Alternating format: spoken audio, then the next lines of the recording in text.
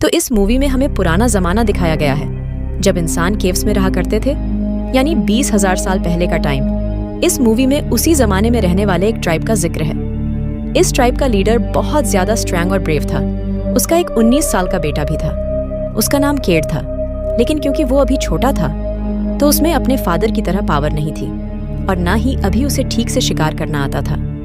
लेकिन उसके फादर उसे कहते थे कि एक ना एक दिन तो तुम्हें सब सीखना होगा, क्योंकि तुम मेरे बेटे हो और तुम्हें मेरे जैसा बनना है। पर उस लीडर की वाइफ कहती कि मेरा बेटा अभी बहुत छोटा है, इसे शिकार पर मत लेके जाओ। पर लीडर उसे कहता कि आगे तूफान आने वाला है और सर्दियों में बाहर निकलना बहुत मुश्किल होता है। हम शिकार पर जाएंगे क्योंकि हमें अगले कुछ महीनों के लिए खाना जमा करना है, तो केटा भी हमारे साथ जाएगा। अब ये सब अपनी टीम बनाकर दूसरी तरफ निकल पड़ते हैं। इनको काफी टाइम लग जाता है। ये नदियां क्रॉस करते हैं, जंगलों में से गुजरते हैं और फाइनली एक जगह पर पहुंच जाते हैं। लेकिन ये लोग देखते हैं कि इनके सामने बहुत सारे जानवर हैं जो कि जंगली भैंसे थे। अब इस ट्राइब का लीडर इन सबको ऑर्डर देता है कि हमें बचना होगा, तो अपने अपने नीज इन जंगली भैंसों की तरफ फेंक दो।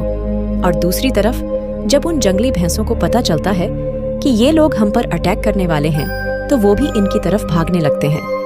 वो इतने गुस्से वाले थे कि वो इंसानों को मार ही डालते थे। लेकिन जैसे ही ये ट्राइब वाले इनकी तरफ नीच फेंकते हैं तो ये सारे डर के भागने लगते हैं। हालांकि ट्राइब वालों ने इनको मारने के लिए नीच नहीं फेंके थे, उन्होंने तो सिर्फ इन जानवरों को डराया था कि ये भाग जाएं। लेकिन उनको क्या पता था कि आगे खाई थी। वो जंगली भैंसे इतनी तेजी से दूसरी तरफ भागे कि वो खाई में गिरने लगते हैं। देखते ही देखते उन भैंसों का सारा झुंड खाई में गिर जाता है। लेकिन सबसे आखिर में इन जानवरों का लीडर होता है, जो कि बहुत बड़ा था। वो जंगली भैंसा काफी गुस्से में था और वो जंगली भैंसा उसी की तरफ भरने लगता है। वो कैटा को काफी जख्मी कर चुका था। अब उस जंगली भैंसे ने गैटा को अपने सिंगों पर ही उठा लिया था ताकि उसे भी वो खाई में फेंक सके और अपना बदला ले सके। लेकिन लीडर फौरन से अपना नेज उठाता है और उस जंगली भैंसे की तरफ फेंक देता है। नेज तो उस भैंसे को लग जाता है, लेकिन अब देर हो चुकी थी। कैटा नीचे गिर चुका था और वो खाई बहुत ही गहरी थी। अब सीन यहीं पर कट हो जाता है और हम कुछ दिन पहले का टाइम देखते हैं, जहां पर ये लोग शिकार पर जाने की तैयारी कर रहे थे। तो ट्राइब का लीडर सब कबीले वालों से कहता है कि चलो मेरे लिए औजार बना के दिखाओ, कुछ ऐसे वेपन्स बनाओ जिनसे हमारा शिकार आसानी से हो सके। अब सब अपने अपने औजार बनाने लगते हैं। कैटा भी अपना औजार बनाकर अपने फादर को दिखाता है। लीडर कहता है मेरे बेटे ने तो बहुत अच्छा औजार बनाया है। और लीडर को एक और लड़के का बनाया गया वेपन पसंद आता है, तो वो बाकी कबीले वालों से कहता है कि हमें इन दोनों की पावर को चेक करना होगा। वो अपने कबीले वालों से कहता है कि आप इन दोनों को मारें, इनकी स्ट्रेंथ चेक करें। और वो लीडर दूसरी तरफ मुंह कर लेता है, क्योंकि उसके बेटी को भी मार पड़ रही थी। लेकिन उसके लिए ऐसा करना जरूरी भी था ताकि वो अपने बेटे की पावर चेक कर सकें। अब जब वो लोग मारना बंद करते हैं तो वो लीडर अपने बेटे के पास जाता है और उसे प्यार करता है। उससे कहता है कि इस फेस में भी तुम पास हुए, तुमने बहुत अच्छा किया, मैं तुमसे खुश हूँ और जल्दी तुम बाकी चीजें भी सीख जाओगे। अब वो अपने बेटे से कहता है कि तुम्हें शिकार पर भी बहुत अच्छा परफॉर्म करना है। अब रात हो जाती है। लीडर अपनी बीवी के साथ होता है। वो उनसे कहती हैं कि आप एक बार फिर सोच लें, कैटा अभी बच्चा है और आप भी जानते हैं कि शिकार के दौरान कितनी प्रॉब्लम्स आती हैं। तो लीडर कहता है अगर वो प्रॉब्लम्स नहीं फेस करेगा तो निखरेगा कैसे, यानी उसमें हिम्मत और पावर कैसे आएगी। हम पे मुश्किलें इसलिए आती हैं ताकि हम उन्हें कम करना सीखें और हमारे लिए फिर सब कुछ आसान हो जाए। और तुम्हें अभी से घबराने की कोई जरूरत नहीं है। वो हमारा बेटा है तो वो हम जैसा बहादुर ही बनेगा। लीडर की वाइफ उनसे कहती है कि ठीक है, मुझे आप दोनों पर भरोसा है। और फिर अब वो दिन आ जाता है जब इन लोगों ने शिकार पर निकलना था। ये लीडर अपने लोगों की टीम बनाकर शिकार के लिए निकल पड़ते हैं। रास्ते में जाते जाते एक स्टोन स्ट्रक्चर दिखाई देता है जो कि इनके बाप दादा ने बना रखा था ताकि इनको सही डायरेक्शन का पता चल सके। उस जमाने में लोग इस तरह की चीजें बनाकर डायरेक्शन का पता लगाया करते थे। अब ये लोग चल रहे होते हैं कि सामने से इन्हें एक और कबीला आता हुआ दिखाई देता है। इनको पता चलता है कि वो भी शिकार पर आया है। अब ये सब एक साथ मिल जाते हैं। अब आगे चलकर इन्हें एक जंगली पिग मिलता है। कबीले का लीडर अपने बेटे कैटा से कहता है कि इसको मारो, इसका शिकार करो। लेकिन कैटा ने आज तक किसी जानवर को कुछ नहीं किया था, तो उसका दिल नहीं चाहता। वो उसे मारने का इसलिए लीडर कहता है कि अगर ऐसे ही चलता रहा तो तुम कभी भी मेरे बाद इस ट्राइब के लीडर नहीं बन पाओगे, फिर तुम्हारी जगह मुझे किसी और को लीडर बनाना होगा। अब रात को एक जगह पहुंचकर ये लोग आग जला लेते हैं और उसके पास कैटा बैठ जाते हैं और तभी इन्हें किसी जानवर की आवाज आती है। लीडर इन सब से खामोश रहने को कहता है। अचानक से एक छुपा हुआ शेर बाहर आता है। वो वहां से कैटा के दोस्त को झपटकर अपने साथ ले गया था और यह सीन कैटा से बर्दाश्त नहीं होता और वो काफी डर जाता है। अब ये सब लोग उस लड़की की याद में कुछ पत्थर रखते हैं और आगे के लिए निकल जाते हैं। अब सारा दिन ये लोग मेहनत करते हैं और रात भी यहीं पर हो जाती है। आज ये सब लोग एक गार में रुके थे। अब कबीले का लीडर और उसका बेटा कैटा गार से बाहर आते हैं और लीडर उसको उन दोनों के हाथ पर का डिजाइन आसमान से मैच करने को कहता है, जो कि उनको रास्ता ढूंढने में मदद कर सकते थे। और फिर वो उसे अपने साथ ले जाता है और अच्छी अच्छी बातें समझाने लगता है। वो कुछ भेड़ियों को देखते हैं, लेकिन उनमें से एक भेड़िया था जो कि खड़ा हुआ था और वही उनका लीडर था। तब लीडर अपने बेटे कैटा से कहता है कि देखो, ये सबसे अलग है। तभी तो लीडर है और सीन यही से कट होके प्रेजेंट में आता है और ये लीडर बहुत रोने लगता है, क्योंकि उसे यह लग रहा होता है कि इतनी सख्त चोट लगने के बाद उसका बेटा नहीं बचा होगा। वो उधर ही बैठा रहता है और अपने बेटे को आवाजें देता रहता है, लेकिन उसका बेटा उसे कोई जवाब नहीं दे रहा होता और इसी तरह रात हो जाती है। उसके कबीले वाले भी वहां पर होते हैं। वो सारी रात अपने बेटे को पुकारता है, उसे आवाजें देता है, लेकिन कोई फायदा नहीं होता। सब लोग समझते हैं कि कैटा मर चुका है। वो लोग उसकी मेमोरी में भी वहां पर पत्थर रख देते हैं, जैसा कि वो किसी के मरने के बाद करते थे। अब अगली सुबह हम देखते हैं कि कैटा के पास कुछ परिंदे आकर उसे नोचने लगते हैं, लेकिन तभी कैटा को होश आ जाती है और वो उठकर बैठ जाता है। वो काफी डर जाता है और अपने कबीले वालों को और अपने फादर को बुलाने लगता है, लेकिन वहां पर कोई भी नहीं होता, क्योंकि सारे वहां से जा चुके थे। अब वो खुद ही आहिस्ता आहिस्ता नीचे उतरने की कोशिश करता है, लेकिन वो पहाड़ ऐसा नहीं था कि उसे नीचे उतरा जा सके। फिर अचानक से वहां बारिश शुरू हो जाती है। जिस खाई में वो जाने वाला था, वो खाई पानी से भर जाती है। कैटा को स्विमिंग आती थी, तो वो उस पानी में जंप लगा देता है और स्विम करके किनारे पर आ जाता है। इस दौरान वो बेहोश हो चुका था और वो बहता बहता यहाँ पहुंच गया था। जब उसे होश आता है तो वो काफी जख्मी होता है। वो अपने पांव को लकड़ी और पत्थरों से ठीक करता है और फिर चलने की कोशिश करता है। वो अब ऊपर पहुंच चुका था, यानी उसी जगह जहां से वह गिरा था। वो देखता है कि उसके कबीले वालों ने उसे मरा हुआ समझकर वहां पर वैसे ही पत्थर रख दिए हैं। तो वो काफी टूट जाता है और बोलता है कि कैसे इन लोगों ने मुझे मरा हुआ समझ लिया। वो बहुत चिल्ला रहा होता है और उसकी आवाज सुन के वहां पे कुछ भेड़ियां आ जाते हैं और इसकी तरफ पड़ने वाले होते हैं कि तभी ये भागता भागता एक ट्री की तरफ पहुंच जाता है। कैटा उस ट्री पर चढ़ जाता है और अब भेड़ियों के डर से वो उस दरख्त से नीचे नहीं उतरता। सारी रात वो उसी दरख्त पर लेटा रहता है। फिर सुबह हो जाती है और उसे प्यास लगने लगती है और वो दरख्त से नीचे उतरता है और पानी भरता है, लेकिन तभी वो भेड़ियां उसका पीछा करने लगते हैं। वो भागकर दरख्त पर दोबारा चढ़ने लगता है, लेकिन वो भेड़ियां उसे पकड़ लेते हैं। उनमें से एक भेड़िया उसके पांव पर काट लेता है तो कैटा उसे मारता है और उसे जख्मी कर देता है। अब वो भेड़िया वहां पर गिर जाता है।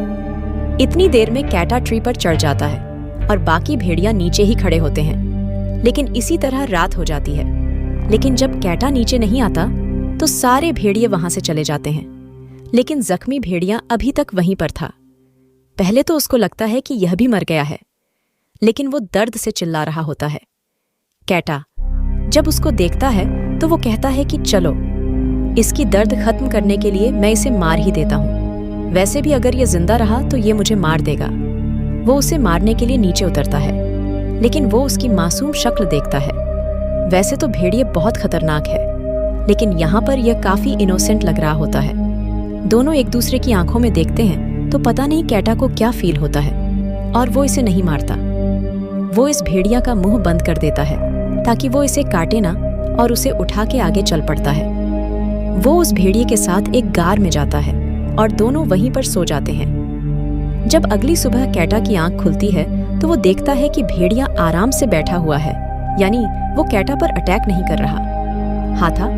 और जब उस गार में रोशनी फैलती है तो कैटा देखता है कि ये तो वही गार है जहाँ पे ये लोग आकर बैठा करते थे। वो बाहर जाता है और कुछ हर्ब्स लेता है और उनका मिक्सचर बना के अपने जख्म पर लगाने लगता है। कैटा की नज़र उस भेड़िए पर पड़ती है। उस भेड़िए को काफ़ी प्यास लगी हुई थी, तो वो अपने मुंह की रस्सी खुद ही खोल देता है। पहले तो वो कैटा पर गुर्रेन लगता है, लेकिन जब कैटा उसे पानी देता है तो वो पानी पीने लगता है और कैटा पर बिल्कुल भी अटैक नहीं करता। कैटा को भी उस पर रहम आने लगता है और जो दवाई का मिक्सचर उसने अपने जख्म पर लगाने के लिए बनाया था वो इस भेड़िए के जख्म पर भी लगाता है और भेड़िया भी मजे से लगवा रहा होता है। यानी अब इनमें दोस्ती शुरू हो गई थी। अब इन दोनों को भूख लगने लगी थी, तो कैटा बाहर जाता है और एक जंगली रैबिट को पकड़कर उसका गोश्त खुद भी खाता है और भेड़ियों को भी देता है। फिर यह दिन भी गुजर जाता है और अगला नया दिन आ जाता है। कैटा उस भेड़िए के साथ उस गार से निकलता है तो वो भेड़िया को फोर्स करता है कि तुम जाओ अपने ग्रुप के पास, लेकिन वो भेड़िया या तो वहां से हिल भी नहीं रहा होता क्योंकि उसे कैटा अच्छा लगने लगा था।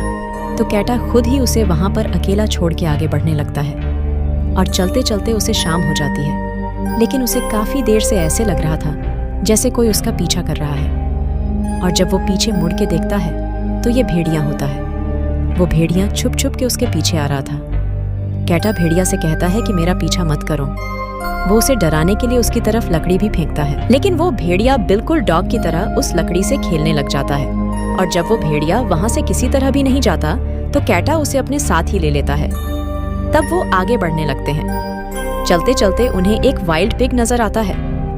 भेड़िया उसका शिकार करने के लिए उसको टैकल करता है, लेकिन कैटा डर जाता है तो वो लोग उसका शिकार नहीं कर पाते और फिर से वो लोग चलते रहते हैं। क्योंकि इन्होंने अपना शिकार मिस कर दिया था तो आज उन्होंने कुछ भी नहीं खाया था और बेचारे भूखे ही सो जाते हैं। अब सुबह हो जाती है और फाइनली वो भेड़िया कैटा को भी शिकार करना सिखा देता है। ये दोनों खाने के लिए किसी चीज का अरेंज कर ही लेते हैं। इसी तरह से इनकी दोस्ती बढ़ती जाती है और दोनों एक साथ रहते थे। अगले दिन भी भेड़िया मछली पकड़ कर देता है। कैटा उस भेड़िया से कहता है कि तुम तो बहुत अच्छे हो, मैं तुम्हारा नाम अल्फा रखता हूँ। अब हम देखते हैं कि कैटा को वहां से निकले हुए काफी दिन हो जाते हैं और मौसम भी चेंज होने लगता है। काफी सर्दी आ चुकी थी और स्नो फॉलिंग भी होती रहती थी। हर तरफ बर्फ ही बर्फ हो जाती है। अब हम यह भी फील करते हैं कि कैटा अब डरता नहीं था। वो खुद भी शिकार कर लिया करता था क्योंकि ये सब उसे भेड़िया ने सिखा दिया था। अब रात को कैटा और वो भेड़िया यानी अल्फा मिलकर खाना खा रहे होते हैं, लेकिन तभी वहां पर एक और भेड़िया आता है जो कि गुस्सा कर रहा होता है। और अब कैटा क्योंकि डरता नहीं था तो अपना नीजा उठाता है और उसका सामना करने जाता है, लेकिन तभी वो फील करता है कि ये अल्फा का ही कोई साथी है और वो अपने खोए हुए साथी को अपने साथ लेने आया था। अल्फा जब उसके साथ जाने लगता है तो वो पीछे मुड़कर कैटा की तरफ देखता है और देखने से लगता है जैसे वो शुक्रिया कह रहा हो और उसकी आंखों से ऐसा लग रहा था जैसे उसका भी जाने का दिल नहीं है। लेकिन कैटा उससे कहता है कि तुम्हें जाना होगा। कैटा समझ सकता था कि अपनी फैमिली से दूर रहने का गम और दुख कितना ज्यादा होता है, तो वो अल्फा को भी उसकी फैमिली के पास भेज देता है। लेकिन जैसे ही दिन होता है तो कैटा अपने दोस्त अल्फा को बहुत मिस करने लगता है क्योंकि वो इतने दिन उसी के साथ तो रहा और उसी ने उसको शिकार करना सिखाया। वो बहुत अकेला फील करने लगता है। रात हो जाने पर जब वह सोता है तो उसे ख्वाब में अपने फादर और मदर आते हैं। उसके फादर उसकी माँ को बता रहे होते हैं कि हमारा बेटा अब नहीं रहा और उसकी माँ पूरी तरह से टूट जाती है। कैटा डर कर उठ जाता है और वो कहता है कि मैं ऐसा नहीं होने दूंगा। मैं अपनी माँ को इस दुख में नहीं देख सकता और जब तक मुझ में हिम्मत है मैं आगे बढ़ूंगा और अपने घर पहुंच जाऊंगा। और वो सुबह होते ही चलने लगता है। सामने ही उसे भेड़ियों का झुंड नजर आता है और उसे सेल्फा की काफी याद आ रही थी, तो वो उसे बुलाने के लिए फौरन से भागने लगता है। लेकिन वो कोई जमा हुआ लेक था, उसके ऊपर से बर्फ टूट जाती है और कैटा उसके अंदर गिर जाता है। पानी बहुत ज्यादा ठंडा होने की वजह से कैटा जमने लगा था। उससे स्विम भी नहीं किया जा रहा था। तभी वहां पर अल्फा आता है और उसे बचाने की कोशिश करता है। नीचे से कैटा भी अपना खंजर यानी नाइफ निकालता है और नीचे से बर्फ को तोड़कर ऊपर आ जाता है और अल्फा उसे खींचता है। अल्फा उसे बचाकर काफी खुश था। अब वो दोनों एक साथ आग के पास बैठ जाते हैं और रात को रेस्ट करते हैं। अगली सुबह जब कैटा बेटर फील करता है तो वो दोबारा से चलने के लिए निकल पड़ता है। रास्ते में उसे एक आदमी दिखाई देता है जो कि बैठा हुआ था। कैटा जब उसके पास जाता है तो वो आदमी बेचारा बर्फ की वजह से चम चुका था। ये बात कैटा को बहुत डरा देती है क्योंकि उसे लग रहा था कि जल्द ही वो भी बर्फ में मारा जाएगा, लेकिन अल्फा भी उसकी गोद में सर रख लेता है, जैसे वो उसे कन्विंस कर रहा हो कि तुमने हिम्मत नहीं हारनी है, और उसकी बॉडी के साथ लग जाता है ताकि उसे गर्मी मिले। और फिर कैटा हिम्मत करता है और जो आदमी मर चुका था वो उसके घर से कुछ कपड़े लेता है। फिर वो दोनों आगे बढ़ने लगते हैं, लेकिन तभी उनके पीछे जंगली जानवर पड़ जाते हैं और वे गार में आकर छुप जाते हैं। लेकिन अल्फा वहां खुर्राने लगता है। इसका मतलब यह था कि केव में कोई जंगली और खतरनाक जानवर था, और ऐसा ही होता है। वो एक ब्लैक पैंथर होता है।